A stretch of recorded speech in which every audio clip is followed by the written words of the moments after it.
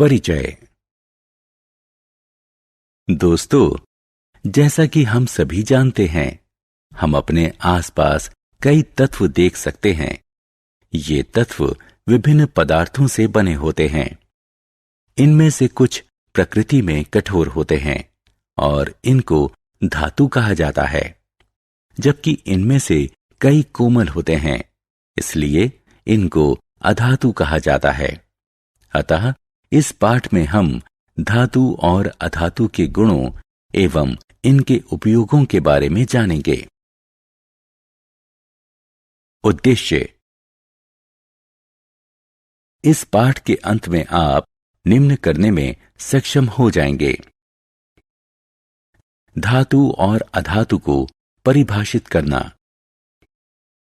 धातु और अधातु के भौतिक गुणों का वर्णन करना।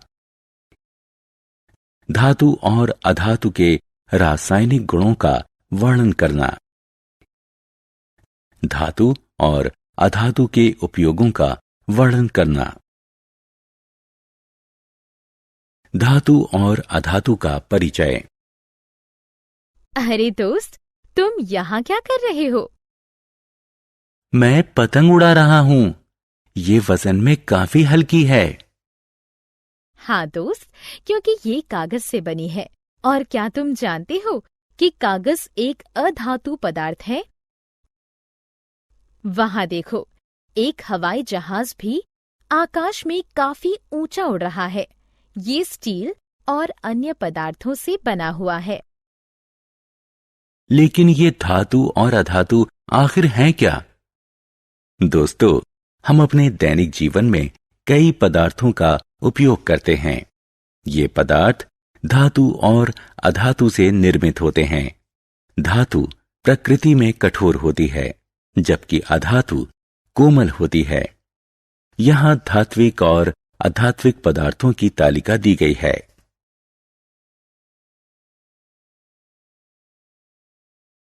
धातुओं और अधातुओं के भौतिक गुण। दोस्तों, आइए अब हम इनके कुछ गुणों के बारे में जानें। सबसे पहले हम इनके भौतिक गुणों के बारे में जानेंगे। सबसे पहला धातु का गुण उसकी आघात वर्धनीयता है। इस गुण के द्वारा धातुएं पीट पीट कर चादरों में परिवर्तित की जा सकती हैं, जबकि इसके विपरीत अधातुएं यह गुण नहीं दर्शाती। अगला गुण ऊष्मा चालन है। धातुएं ऊष्मा और विद्युत की सुचालक होती हैं, जबकि अधातुएं कुचालक होती हैं।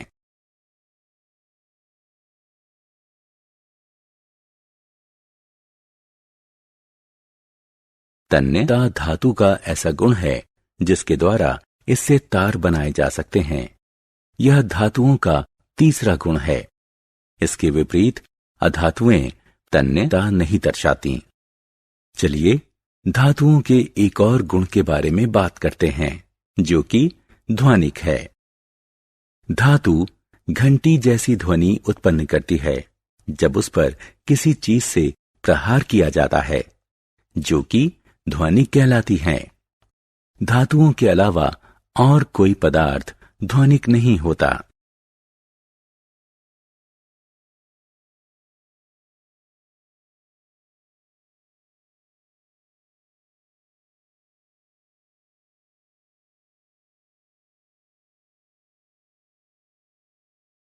तो दोस्तों, इन गुणों के आधार पर हम कह सकते हैं कि धातुएं कठोर, चमकीली, आघातवर्ध, तन्य, ध्वनिक और ऊष्मा तथा विद्युत की सुचालक होती हैं। लोहा, तांबा, एल्यूमीनियम, कैल्शियम, मैग्नीशियम आदि धातु के उदाहरण हैं। अधातु जैसे कोयला और सल्फर। मुलायम, मलिन, अतन्य, आध्वानिक, गैर आघातवर्ध और ऊष्मा तथा विद्युत के कुचालक होते हैं। सल्फर, कार्बन, ऑक्सीजन, फास्फोरस आदि अधातु के उदाहरण हैं। दोस्तों, धातुओं और अधातुओं के भौतिक गुणों की चर्चा कर लेने के बाद आइए जानते हैं उनके रासायनिक गुणों के बारे में। कई धातुएं ऑक्सीजन के साथ अभिक्रिया करती हैं और उसके ऑक्साइड का निर्माण करती हैं। जंग, लोहा ऑक्सीजन और जल की अभिक्रिया के परिणाम स्वरूप उत्पन्न होता है। धात्विक ऑक्साइड प्रकृति में मूल रूप से पाई जाती है। सल्फर जैसी अधातु ऑक्सीजन के साथ अभिक्रिया करके सल्फर डाइऑक्साइड गैस देती है। जब इस सल्फर डाइऑक्साइड को पानी में घोला जाता है तो सल्फर अम्ल का निर्माण होता है। आमतौर पर अधातुओं के ऑक्साइड प्रकृति से अम्लीय होते हैं।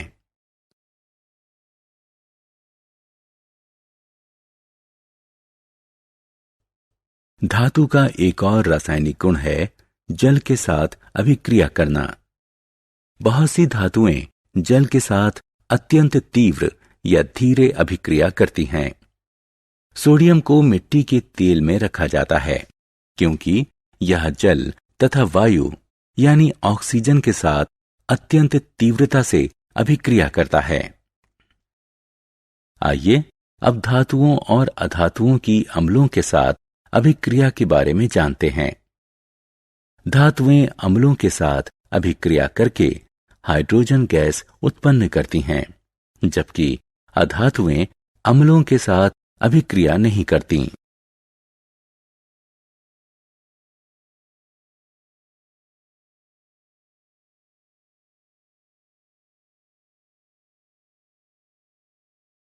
दोस्तों, आपको जानकर हैरानी होगी कि इन रासायनिक अभिक्रियाओं के अलावा धातु विस्थापन अभिक्रियाओं के गुण को भी दर्शाते हैं।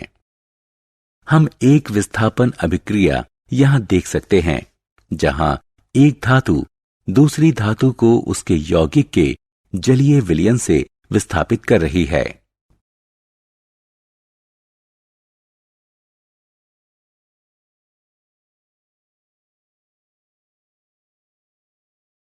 धातुओं और अधातुओं के उपयोग। दोस्तों, अब तक हमने जाना कि धातुओं और अधातुओं के भौतिक और रासायनिक गुण क्या हैं। चलिए अब एक अन्य महत्वपूर्ण विषय पर चलते हैं, अर्थात इन धातुओं और अधातुओं के उपयोग क्या क्या हैं। जैसा कि हम जानते हैं कि धातुओं की प्रकृति कठोर होती है, इसलिए इनका उपयोग मशीन, ऑटोमोबाइल, हवाई जहाज, रेल, सैटेलाइट, औद्योगिक मशीनें, खाना पकाने के बर्तन, पानी के बॉयलर आदि बनाने में किया जाता है।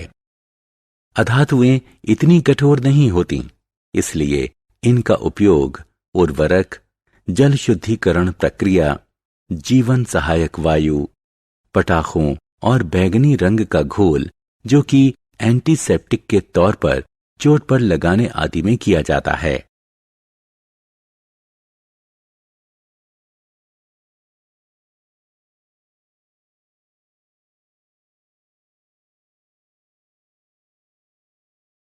सारांश। आइए हमने जो कुछ सीखा है उसे संक्षेप में दोहराएं। धातुएं प्रकृति से कठोर, चमकीली और तन्य होती हैं। धातुएं तन्य, ध्वनिक और ऊष्मा तथा विद्युत की सुचालक होती हैं। लोहा, तांबा, एल्यूमीनियम, कैल्शियम, मैग्नीशियम आदि धातुओं के उदाहरण हैं। अधातुएं प्रकृति से मुलायम, मलिन और अतन्य होती हैं। अधातुएं अध्वानिक, गैर आघातवर्ध और ऊष्मा तथा विद्युत की कुचालक होती हैं। सल्फर, कार्बन, ऑक्सीजन, फास्फोरस आदि धातुओं के उदाहरण हैं।